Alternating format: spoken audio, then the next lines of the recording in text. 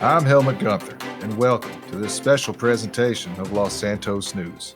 I'm standing here in the office of Warden Leslie LeDoux, head of Department of Corrections, over the Bolingbroke prison. Hello, Mr. LeDoux. How are you doing today? I'm fantastic. Thank you, Mr. Gunther. Oh, thank you. Thank you so much for taking the time to come up and sit down with us and discuss your new department and all the things and address some of the curiosities that the city has about. All right, ask away. So, my first question for you, Mr. Warden, is what is your experience in law enforcement and how did you come to be the warden of Bolingbroke Penitentiary? Well, I spent most of my career over in Liberty City, working at Albany State Correctional Facility there, 35 years. I worked my way up from just a lowly CO all the way up to the deputy warden of that facility. I heard tragically the ex-warden of Bolingbroke prison over there met a sad demise. So I got a call one day, told about the job was opening up over here. So, so I sent my credentials over.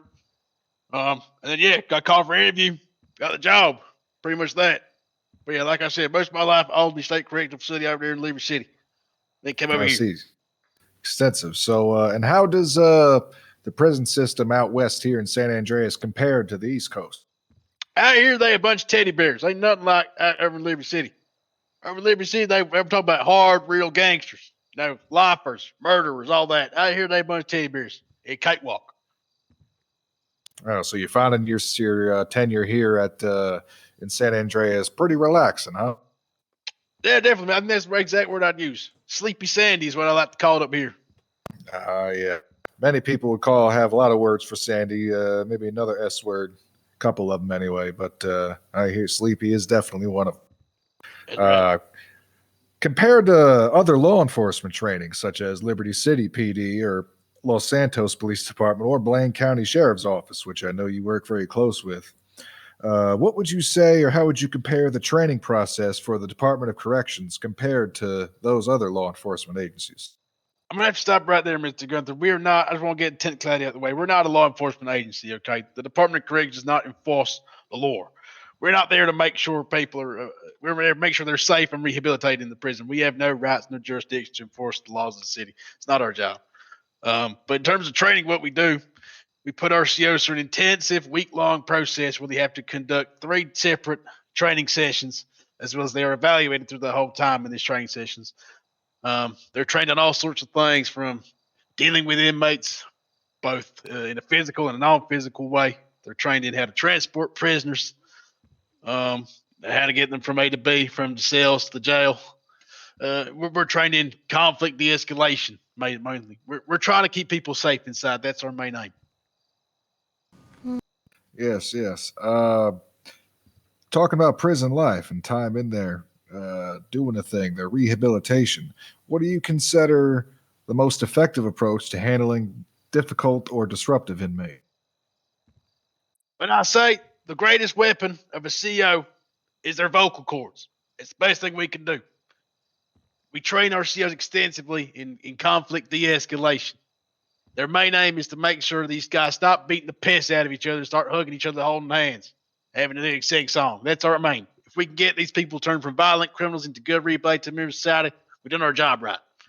It's all about your voice. Admirable, sir. And you said the important word, which everybody says that the prison system is supposed to be for rehabilitation. That's correct. In your view and in your extensive experience in the correctional system in this country, how realistic are second chances for those who have served time? In other words, sir, do you see a lot of repeat offenders? We do indeed. And I think that's a systemic problem in our country.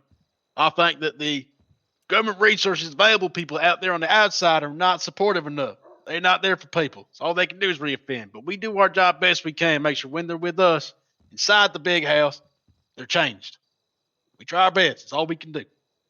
Yeah, what are your thoughts on seeing individuals return to prison repeatedly? Do you feel like that they are just lost causes, or do you feel like maybe you can do something for them, or do you ever feel like perhaps you have failed them? What are your feelings on repeat offender? If I ever get to the point in my career where I'm looking at an inmate and I'm thinking he's a lost cause, I may as well hang my head up. I ain't done my job right. Ain't no such thing as a lost cause. Everyone can be changed. Everyone can be rehabilitated, even if it's only a little bit. Even if it's only about 1%. As long as it's 1% every day, you're getting somewhere. Indeed, indeed. So you have a lot of experience in the prison system. What would you That's say right. is the most common or pressing challenge you encounter in overseeing a prison? I think the most challenging thing. That's a good question. I'd have to say it's probably making the inmates understand that we're not the enemy inside. A lot of inmates come in, they think COs are the bad guys. They think we're the enemies. Once they understand they're on side, we help them a lot more than they think. And that's the main challenge: is getting that mentality into new inmates. Yes, I understand. Yes, makes a lot of Like I sense, said, sir. you got to use your voice. Then sometimes you got to use the cold end of a baton, but most time they Yeah, understand.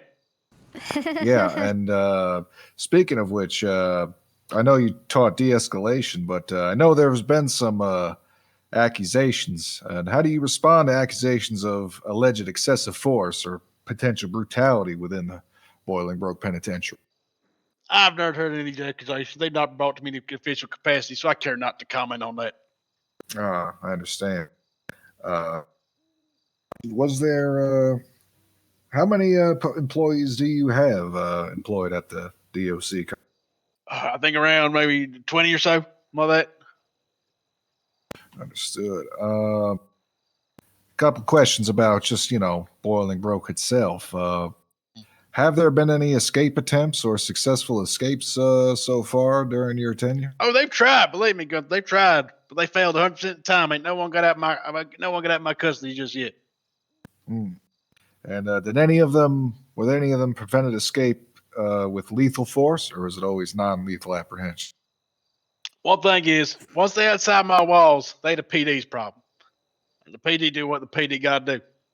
But if they inside my Understood. walls, they my problem, and we deal with them as we do. But no, we've never dispatched lethal force inside the prison. It's a very and ultimately last resort.